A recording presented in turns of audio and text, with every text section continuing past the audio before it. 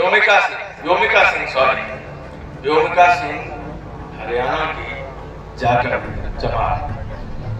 एक ऐसी political party जिसका फॉर्मेशन इस बेसिस पे किया जाता है कि हम जो गरीब हैं, जो पिछड़े हैं, जो अति पिछड़े हैं, उनकी आवाज बनेंगे, उनकी आवाज उठाएंगे और उन्हें समाज में इक्वल राइट्स हम दिलाएंगे। लेकिन उसी पॉलिटिकल पार्टी के जो लीडर्स होते हैं वो कास्ट बेस्ड रिमार्क्स देते हैं, लोगों को सोचने के ऊपर मजबूर कर देते हैं कि क्या वो इस समाज का हिस्सा है भी या फिर उन्हें समाज से अलग कर दिया गया है। और ये रिमार्क्स हमारे सिर्फ सिविलियंस तक लिमिटेड नहीं है, अब हमारे आर्म्ड फोर्सेज तक पहुंच गया। अभी जो पहलगाम में आतंकवादी हमला हुआ और उसके बाद हमारे देश ने ऑपरेशन सिंदूर कंडक्ट किया, उसको ब्रीफ करने के लिए आती थी विंग कमांडर व्योमिका सिंह। आपने इनका इंटरव्यू वगैरह देखा ही होगा। तो व्योमिका सिंह के बारे में और जो हमारे एयर मार्शल भारती जी हैं उनके बारे में सुनिए कि ये जो समाजवादी पार्टी के लीडर राम गोपाल यादव है वो क्या कहते हैं। जब ये सीज फायर हुआ तो सबके दिमाग में ये था कि ये मानिएगा नहीं पाकिस्तान।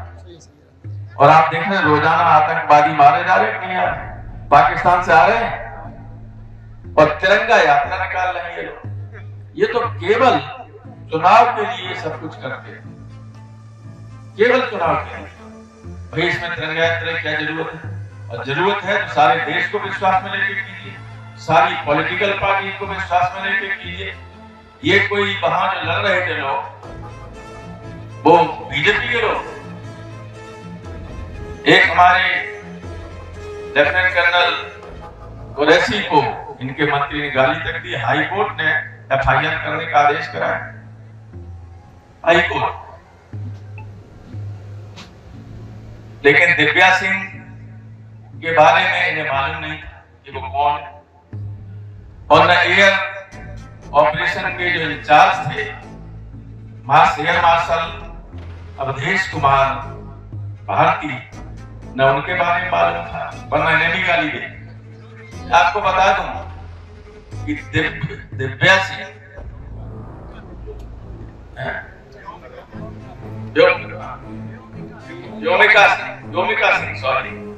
व्योमिका सिंह हरियाणा की जाकर जमात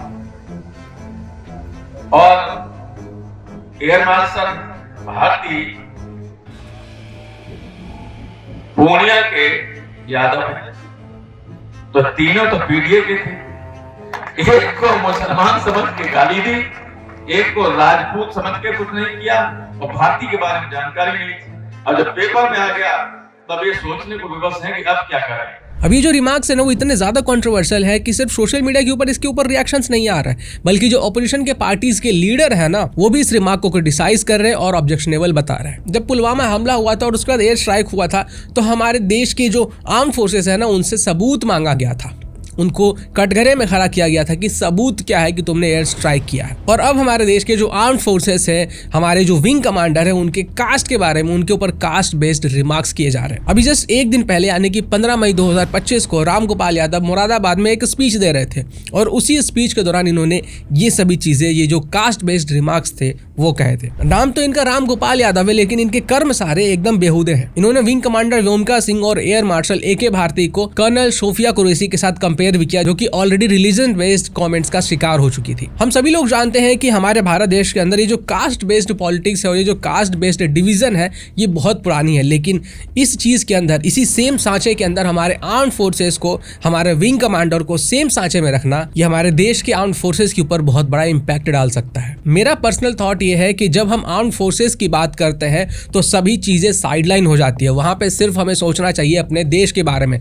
हर एक चीज, जाति, धर्म, हर एक चीज, कोई भी आइडेंटिटी मैटर नहीं करता है। मैटर सिर्फ ये करता है कि उस व्यक्ति ने या उस महिला ने हमारे देश के लिए कितना कंट्रीब्यूट किया है, उनका डेडिकेशन हमारे देश के लिए क्या है, ना कि उनकी आइडेंटिटी क्या है। जब ये कास्ट बेस्ड रिमार्क्स दिए गए तो योगी आदित्यनाथ जी ने भी इस चीज को क्रिटिसाइज किया। इसका एक लेयर यह भी है कि ऐसे पॉलिटिकल लीडर्स जब हमारे आर्म्ड फोर्सेस जैसे इंस्टीट्यूशंस के ऊपर कास्ट बेस्ड रिमार्क्स करते हैं तो ये हमारी यूनिटी को इंपैक्ट कर सकता है। और जब हमारे आर्म्ड फोर्सेस के ऊपर ऐसे कास्ट बेस्ड रिमार्क किए जाते हैं तो ये हमारे आर्म्ड फोर्सेस को भी कंट्रोवर्शियल बना देता है। अब वैसे तो राम गोपाल यादव अपने इस कमेंट को डिफेंड कर रहे हैं ये कह के कि मैं तो बीजेपी को टारगेट कर रहा था। अब देखिए ये जो आर्गुमेंट है ना ये एक लेवल तक ठीक है, समझ में आता है, लेकिन हमारे आर्म्ड फोर्सेस के ऊपर ऐसे कास्ट बेस्ड रिमार्क्स करना ये किसी भी तरीके से सही नहीं है। कास्ट जो कि उनकी एक पर्सनल आइडेंटिटी है, उसको इस तरीके से पॉलिटिसाइज करना ये किसी भी तरीके से एथिकल तो बिल्कुल भी नहीं है। रामगोपाल यादव का थोड़ा सा इतिहास मैं आपको बता देता हूँ। रामगोपाल यादव ने जो सीईओ अनुज चौधरी थे उनको भी धमकी दिया था उस समय पे, जब अनुज चौधरी ने ये कहा था कि मुस्लिम्स को होली के टाइम पे अपने घर में रहना चाहिए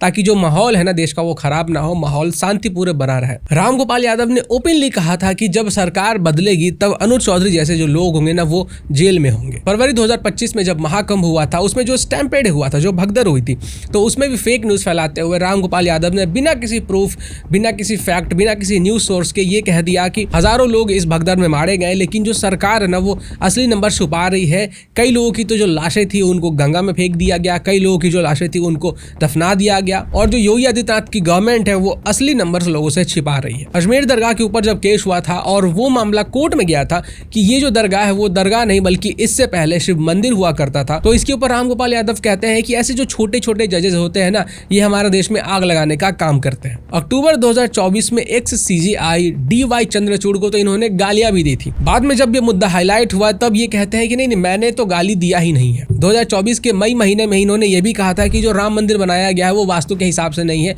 जो डिजाइन है वो बहुत बेकार सा है। और सितंबर 2023 में तो इसरो के ऊपर इन्होंने कमेंट करते हुए कहा कि इसरो को जो हमारे मून की फोटोज है ना वो अगली फोटोज शेयर नहीं करनी चाहिए, क्योंकि बहुत सारे लोग चंद्रमा को खूबसूरत मानते हैं और उसकी अगली फोटोज को अगर लोग देखेंगे तो उनको देखकर जो लोग हैं उनको बहुत बुरा लगेगा। 2010 में मुलायम सिंह यादव ने विमेन रिजर्वेशन बिल को अपोज किया था। उन्होंने ये भी कहा था कि बिल पास होने से पार्लियामेंट में विमेन कैट कॉल्स और विसल्स का शिकार हो सकती है। अब ये जो स्टेटमेंट है ये बहुत ही प्रॉब्लमेटिक थी, क्योंकि इसमें सेक्सिज्म के साथ साथ कास्टिज्म का भी एलिमेंट था। फिर 2012 में उन्होंने वापस से यही सेम चीज रिपीट किया, और ये बात रिपीट करके वो ये क्लियर कर देना चाहते थे कि उनका जो पर्सपेक्टिव है वो आखिर है क्या। सेम इसी तरीके से इनके एक और लीडर स्वामी प्रसाद मौर्य ने 2023 में जो रामचरितमानस है उसके कुछ वर्सेस को शूद्रों के खिलाफ बता दिया, और ये भी डिमांड कर दिया कि ये जो वर्सेस है ना इनको शूद्रों के खिलाफ है, इसलिए इनको हटा देना चाहिए। इसी साल 2025 में इंद्रजीत सरोज ने तो हमारे मंदिरों के ऊपर ही सवाल उठा दिए थे और कहा कि अगर मंदिर में पावर होती तो फॉरेन इन्वेडर जैसे मोहम्मद बिन कासिम और मोहम्मद गजनवी इंडिया को लूट नहीं पाते। मेरा पर्सनल थॉट ये है कि हमें कास्ट जैसे इश्यूज को एड्रेस करते वक्त एक इंक्लूसिव और प्रोग्रेसिव अप्रोच रखना चाहिए जो सबको इक्वल अपॉर्चुनिटी दे, ना कि कास्ट के नाम पे लोगों को डिवाइड करे। तो इस तरीके की हिस्ट्री रही है रामगोपाल यादव की, इस तरीके की हिस्ट्री रही है समाजवादी पार्टी की, जो पार्टी ये कहकर बनी थी कि